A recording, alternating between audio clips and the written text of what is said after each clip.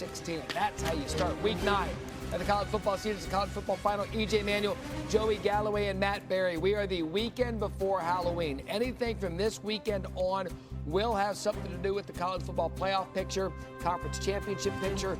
We had a boatload of those games on Saturday, starting in Baton Rouge with Texas A&M. One of the quieter top 3 teams we've had in a long, long time. Not a lot of people wanted to talk about them. One problem, you better, because they're really good. Early on, Marcel Reed decides to take off. We saw a lot of this on Saturday night. Yeah, second drive of the game, 6 plays, 68 yards, and Marcel Reed athleticism. He's a problem when he leaves the pocket. 41 yards, 7-0. What can Nussmeier and that offense do to answer?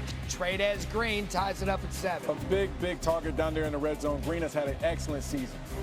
Again, it's Marcel Reed and his talk about this. I mean, his ability to do this. You got to keep him in the pocket. Marcel Reed, 13 carries, 108 yards, and a couple touchdowns. Gain of 14 on the scramble. You know what's scary about him is he can throw just as good as he runs. Absolutely, fella. Look, this guy is lethal down in the red zone. One, because he can run around, but he's looking for receivers. Excellent accuracy right KC Concepcion puts the Aggies up 14-7. Then A.J. Halsey picks off Reed in the end zone. You're thinking, okay, 14-9, here come the Tigers. LSU's in it. The defense gets a huge stop. Now if they can score and take the lead. They do. Harlan Berry, no relation. It's your cousin. It is. LSU takes a 15-14 lead. 3rd and 4 now. 18-14. Reed. Once again. Again, when he gets inside the 10 to 20-yard guys, this is where he really was amazing how that punt return completely changed the feeling in this game. And from then on out, it was all A&M. Yeah, Reed getting the Marion right here on the screen. And again, this is the easy stuff that Marcel Reed to continue to add to those stats. LSU struggling. Yeah, Texas A&M and Brian Kelly, they had no answers. The crowd wasn't liking it. They got beat down at home, 49-25. A&M 8-0 for the first time since 1992. I keep saying this, it's not about the past. We got to stop worrying about the past, thinking about the past, talking about the past. I'm excited for what this team is doing right now. This team is doing some really special things. I think we should enjoy it. I think we should stop focusing on last year. I think we should, I answered 3 questions on our Wednesday media call about last year. I don't understand why we can't just enjoy what's happening. We should enjoy what's happening. We're an 8-0 football team. It's a great point. Last year's has a point. Relevant. A&M has been handing their opponents their lunch for some time now, marking its 4th straight road game, scoring 40 points. Not only is that the Aggies' longest streak in program history, it's tied for the longest streak in SEC history. That's a storied history.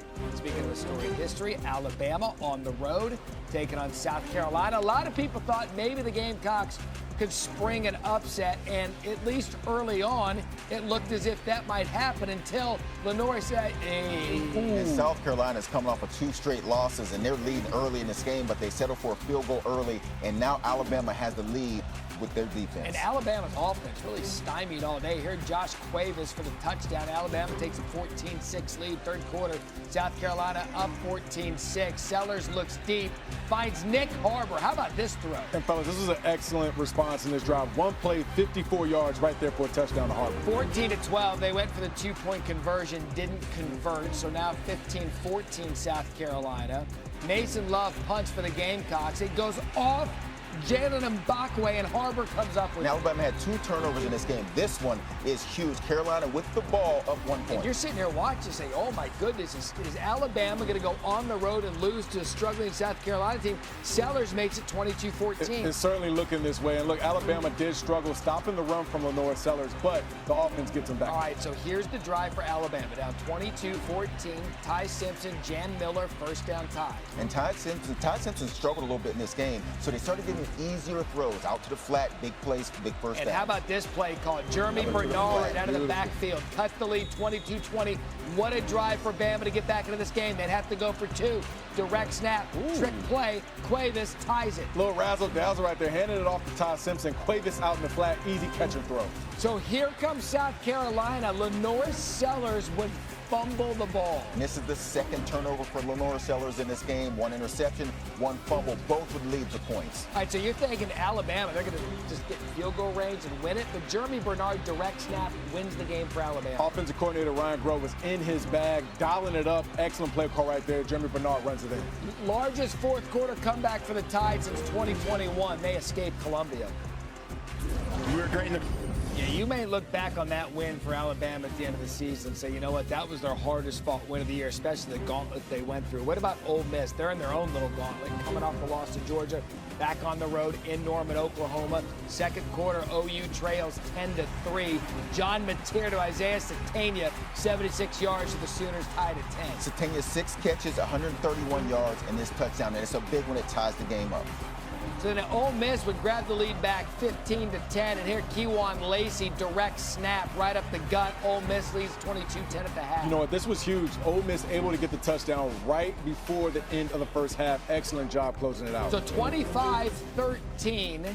Here comes OU. Xavier Robinson, he looks like he's all bottled up, squirts out for 65. As the game was starting to have the feel that Ole Miss was taking over, here comes Oklahoma hitting a home run, bringing within one score. And guys, remember that we saw this last week again. Ole Miss in control.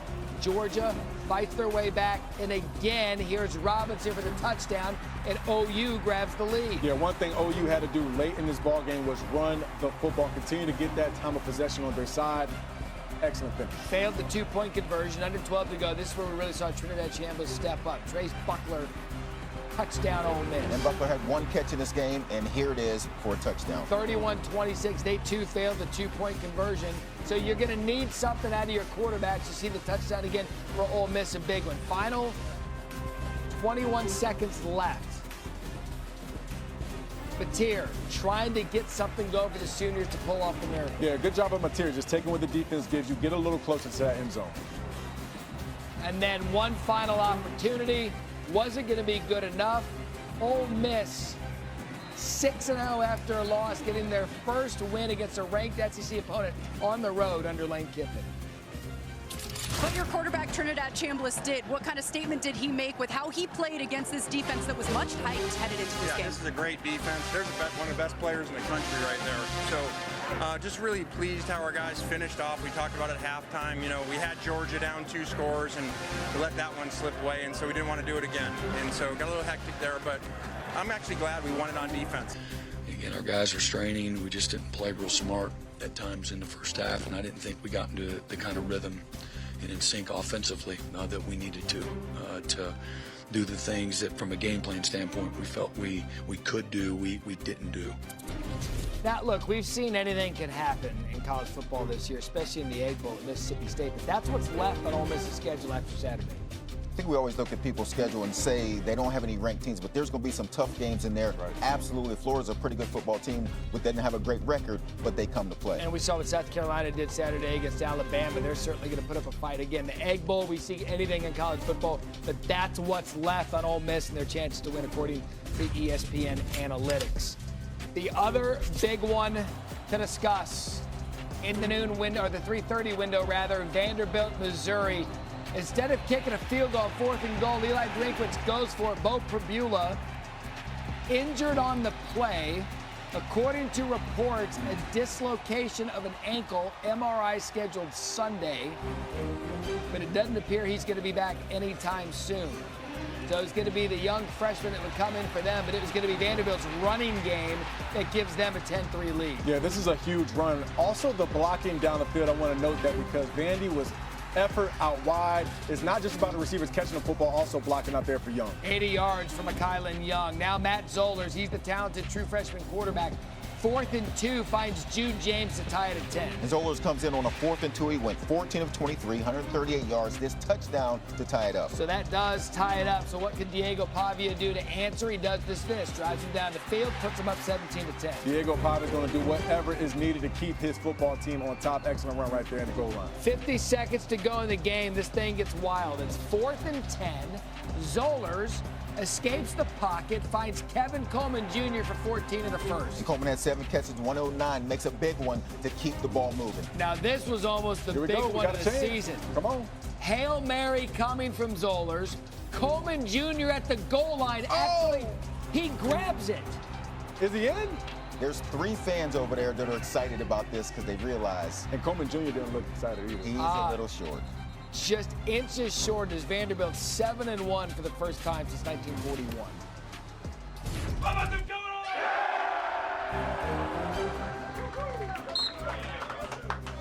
Let me tell you something. You guys got to hear me on this. great teams. Great teams. Good teams? Great teams. Find a way to win. And listen to me. We talked about this before the game. We weren't coming back in this locker room without that win. What's the mission? That's what it looks like sometimes. Nice job, boys. Well done.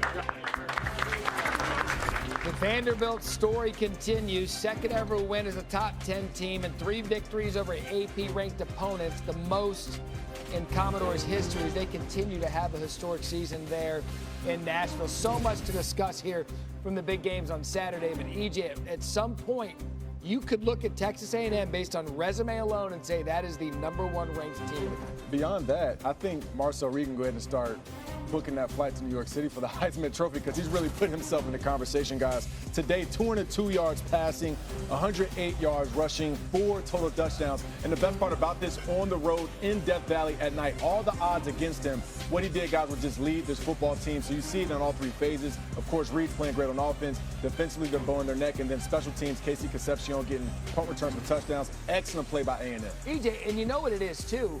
Each time A&M goes out, they just make a statement. I mean, they're leaving no doubt on the field at a place in Baton Rouge where a lot of people thought maybe LSU could restart their season and get the win. On the other side of this, Joey, we were watching that game. We're like, well, wait a second. How does Alabama go through that gauntlet, go on the road and struggle against South Carolina? And you said it perfectly. Well, teams that come out of that gauntlet sometimes struggle. They played Georgia, Vanderbilt, Missouri, and Tennessee. Yeah. Maybe their best game was last week against Tennessee in the way they played. And so the problem when you have a young team is, can we get back up? And that's what the SEC does to you. Now they go on the road to play South Carolina. They came to play in this game, even though they were coming off of a 2-game losing. It looked like South Carolina was the better football team, but Alabama's defense held them to field goals. South Carolina missed a field goal. Alabama's defense got a turnover, scored a touchdown. South Carolina had more total yards. They ran the ball better. And you could see later on, Ty Simpson was a little off in this game. They didn't have their fastball. But Kalen DeBoer and his staff, the play calling at the end of the game got really good. And they gave him some easier passes. They made the plays. They got the big turnover. And when you're a team like Alabama, you find a way to win. And now you go back and get a chance to correct those wins. When you look at the rest of their schedule, also they're a team that they got a chance to be in this thing at the end. They're one of the undefeated teams in the SEC play. Schedule gets a little bit more manageable now. I mentioned they trailed by 8 in the fourth quarter. That's the largest comeback since 2021. Matt Trivia, who is that 8-point comeback against in 2021? Say LSU. I'll go with EJ. You guys were good. Go. Auburn. Oh, man, I knew better to go with Auburn. EJ. You never right with three for the day. You went 3 for 3. I knew better. Auburn was the correct answer on that one. The correct answer is the SEC is going to be wild. Got excited. Until the end, because that includes Texas, Arch, and the Longhorns go on the road again. Could they get another victory when it looked like defeat was on the way? Plus BYU now in that captain seat in the Big 12. And Matt, back with you. Texas last week on the road. Kentucky escaped with victory. Could they do it again? They're down 17 in the fourth quarter at Mississippi State. Arch Manning to Parker Livingston. How about the throw by Arch Manning? And how about the catch by Livingstone? Gets both feet down, drags it. Here comes Texas. So Livingston the catch. Texas comes for lead at 10, 31-21. Blake Chafin, play action, shoves it to Devin Booth. Booth takes it all the way, 62 yards. It's like, all right, well, there goes the comeback. Tell you what, quarterbacks love when you can just dump off a little check down and then the running back does the rest of the way. 62 yards, Devin Booth. Again, so they come back. Now it's 17 again, under 12 to go. 4th and 1. Manning to his right. Incomplete. However, flag on the play. Flag down. Can't rough Arch. Was that roughing? EJ's kind of late. I knew it. Quarterbacks. Kind of late. Late? Well, okay. Emmett Mosley. What a grab. 21-yard touchdown pass for Manning. It's back to 10. Just over 2 to go. Mississippi State punting. Ryan Niblett situated at his 21. All you got to do is make the first couple of guys miss, and then you work it. Oh, that's all you got to do. 79 yards. And this is Niblett's second punt return touchdown on the season for Texas. This one's a big one. It ties it up late in the fourth quarter. Unbelievable comeback at a UT. First play of OT. Manning looking for a receiver. Rolling out. Scrambles. gets the first down. Slide. But here's the story. You see him get hit in the back. Sources confirmed to ESPN that Arch has a concussion. They confirmed multiple sources in a report that was out there, so he would not return. What would happen afterwards? Matthew Caldwell, the backup. Hey, you know what? Just go to Mosley. Next man up, Caldwell comes in. Hadn't played the entire night, but in overtime, he comes in and delivers a strike. Joey, to your point, what a remarkable catch. They had to go back and look at that one.